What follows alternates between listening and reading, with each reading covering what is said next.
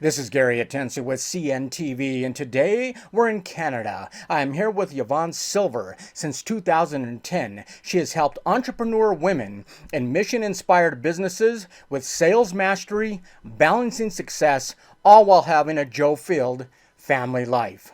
I am joined here with the award-winning trainer, international speaker, author. Yvonne, thanks so much for joining us here today.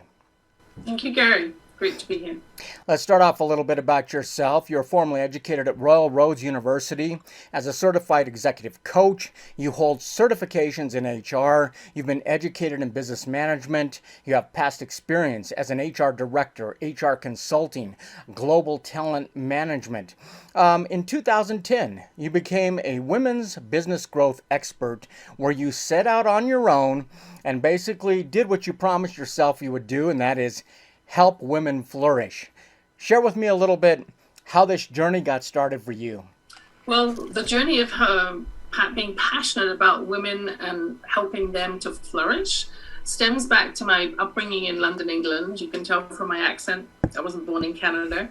And my mum was a stay-at-home mum after being a professional woman for a number of years, and had married my dad, who came back from World War II with a bullet in Dunkirk and had PTSD, and he just wasn't treated, which showed up with him being very angry, and he literally drained the dignity right out of my mom with his criticism. And I swore I was never gonna be that woman. And then he turned on me when I was 11 as well, which is a longer story, but it was the impetus to focus on helping women to earn what they're really worth. And that is by very often speaking up, asking for a promotion in a way that's not bragging, and getting what they want. That is excellent. I mean, it's a story that basically probably has happened too often. You actually did something about it. Let's begin by defining flourish. According to Webster's dictionary, it is to grow or develop in a healthy or vigorous way, especially as the result of a particularly favorable environment. Does that define the word and really kind of describe the foundation of your mission? It does, and it outlines very closely what I do, which is helping my clients to create a better environment. So if they need to ask their boss for something different in order to be able to showcase their wisdom and their skills and special project expertise, how to do that. If it's a women entrepreneur, which is my primary group that I support, women entrepreneurs seeking to flourish, it's about creating an environment for success. And sometimes that is with knowledge, sometimes it's with support systems, and sometimes it's moving up from being a solopreneur to a CEO and hiring their team, which I've got a lot of experience with in my HR background, interviewing and hiring about 6,000 people actually. So helping them to step into being a leader of people and getting the work done differently, not only being the technician, as Robert Kiyosaki's cash flow quadrant shows, you can buy yourself a job by being self-employed. That's not necessarily a legacy though. So how do you make that become something that you employ other people? And what I love about with women is when women entrepreneurs are successful, they hire other women at fair wages, Gary, instead of this being offset by inequality, which is what happens a lot in the corporate arena.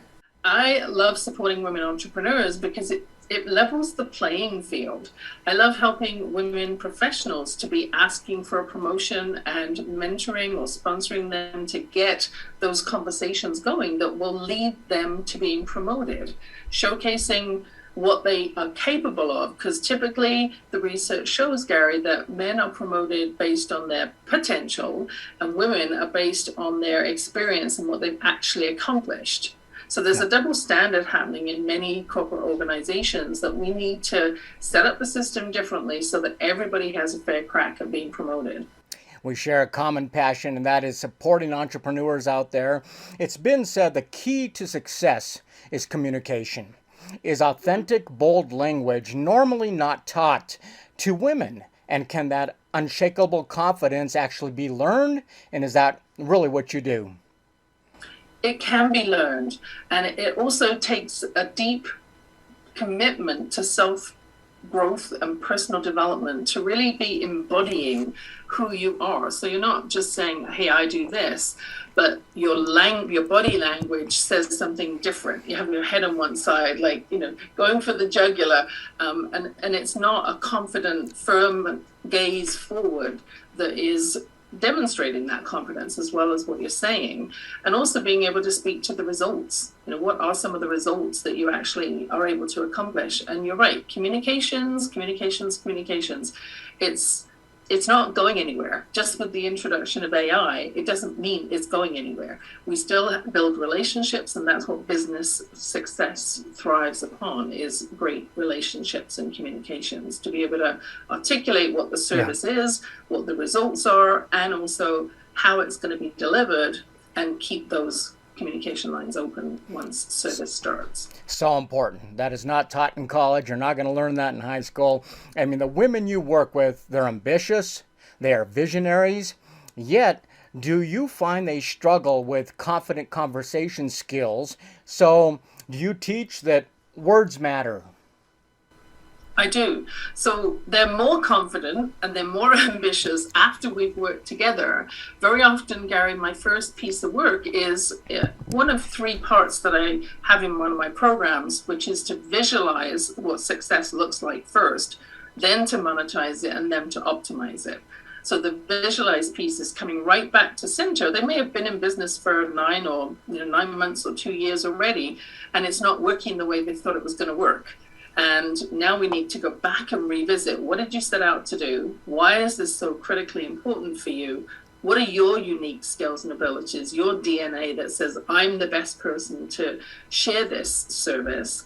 And then let's rebuild who your ideal client profile is, how you articulate the value of what they need, what they're telling you in the marketplace they want right now, and then wrap that service around it. So it really is a very tight fit.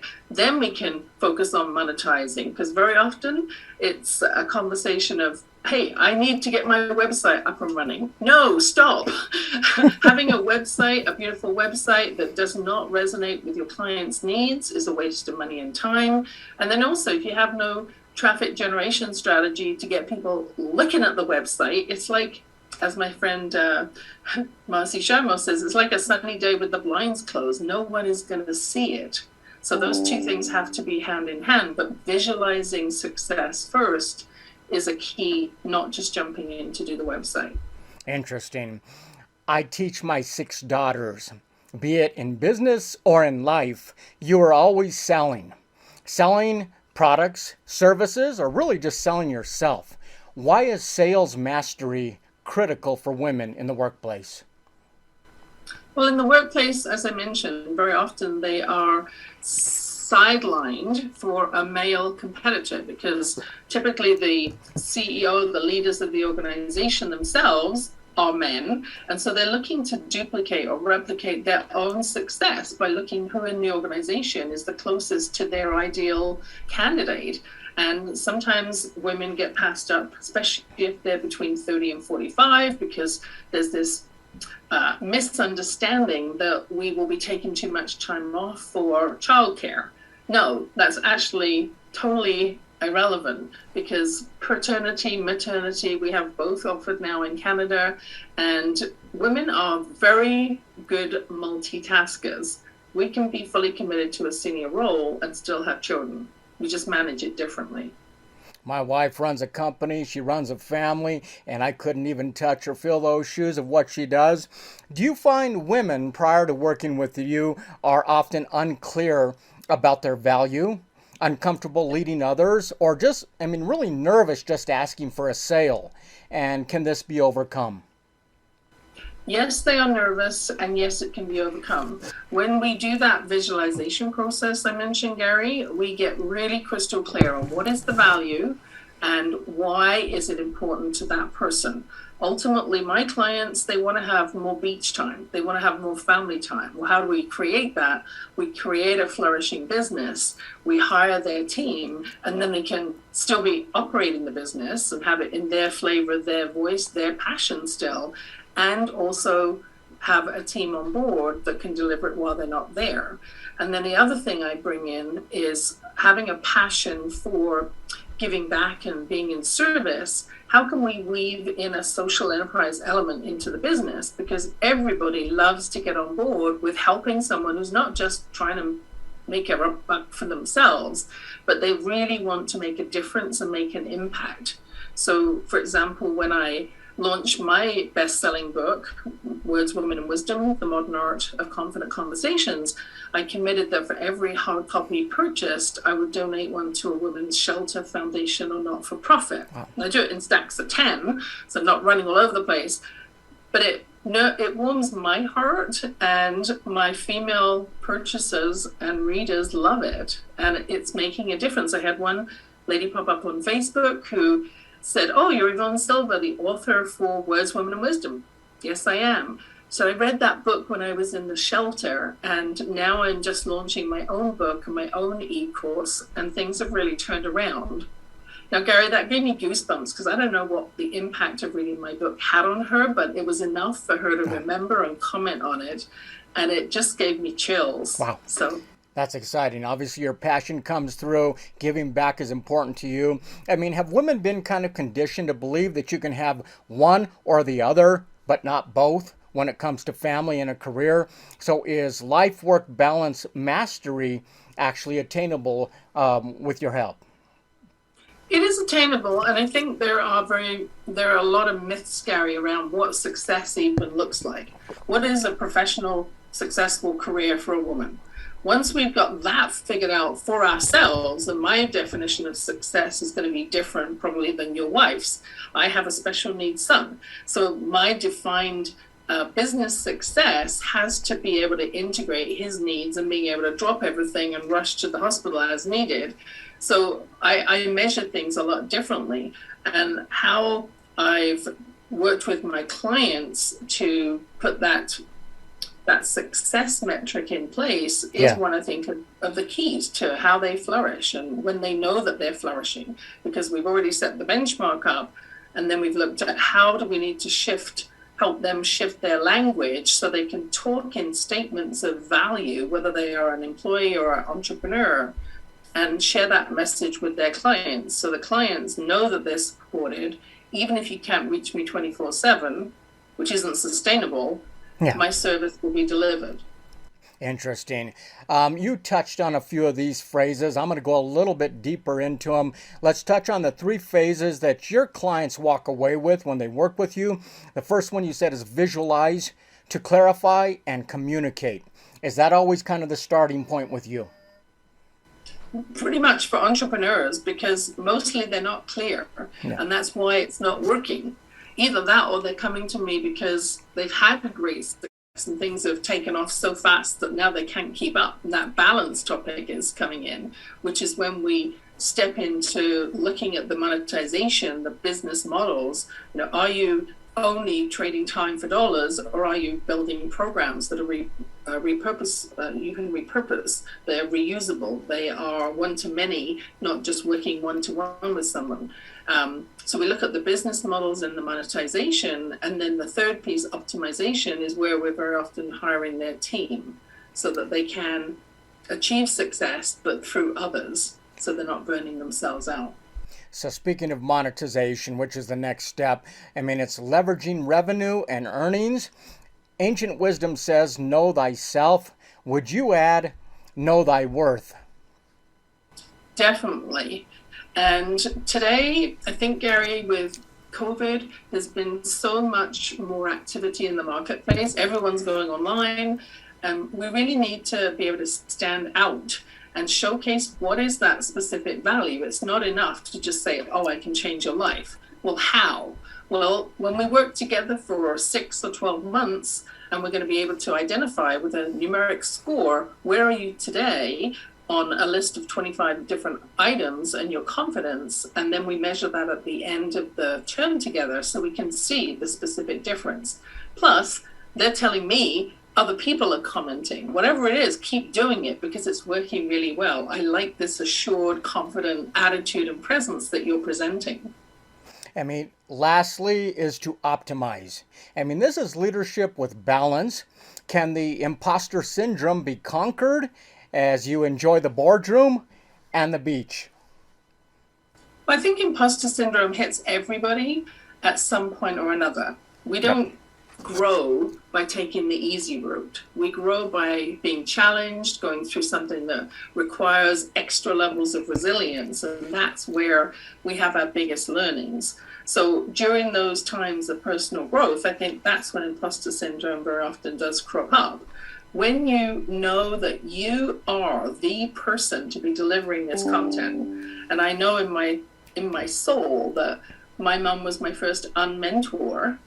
I call her that because she showed me what not to do, for a reason, because that book is so important to get out to the world. It's 40 different words and word concepts to help women to ask for what they want and get it in a way that's not aggressive, but it is assertive. It's using the power of pause appropriately. It's asking questions that very often don't use the word why, so it doesn't get people's back up.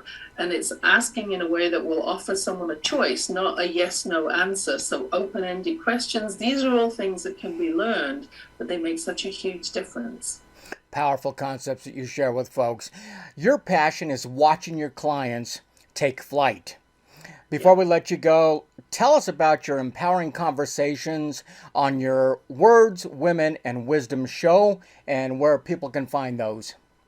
Yeah, so the radio show is hosted every couple of weeks, and I bring in women who I've met and been impressed with. They've typically risen from tragedy to triumph and are now out in the world doing really interesting things, either in their community or in the world, and making a difference, whether that's setting up different ways of tutoring students so they actually learn. I had one lady who was impacted by a stroke by bringing in some of Dr. G. Martini's work and focusing on all of her energy on one finger, and ultimately over a journey of months she was able to start running marathons. I mean, those are stories of resilience that I want to share so every woman knows, no matter where you are right now, if you are in a dip in your life, you have the power to shift that. Other women have gone before you and are making waves and making change happen, and you can too. You definitely make change in people's lives. You bring the experience over a quarter of a century of business success to your clients. You grew up in England. You watched your mom, once a professional woman, eventually lose her voice and her power. You swore you would help women to stand up, be heard, and use powerful language to succeed in life and in business. Is this rewarding work for you? Oh, it's one of those things that I cannot not do. And that's one of the things very often I'll ask my clients is, if you're unsure of what direction, what is it that you cannot not do? It's so ingrained in your personality and it comes from the soul. It really is work that will nourish you, and then you will be successful, because it's probably no mistake that flourish rhymes with nourish, and that's what my female clients do. They go on to host retreats, to plan TED Talks, to be promoted, to be making a significant difference in their income, their impact, and they love what they do because it is finely tuned to showcase their gifts. We can't wait to get this message out to the women in our network, put it on the broadcast. Viewers, let's take a look at the bottom of the screen right there. What you're going to see is her website. On the website, you can see all the service she provides: speaker, coach, mentor. I mean, if you're ready to scale up from solopreneur to CEO and have more confident conversations to lead your team, read the reviews, then reach out today. Once again, that is Yvonne Silver, helping women entrepreneurs seeking to flourish. This is Gary Atencio with CNTV, and if you don't know, now you know.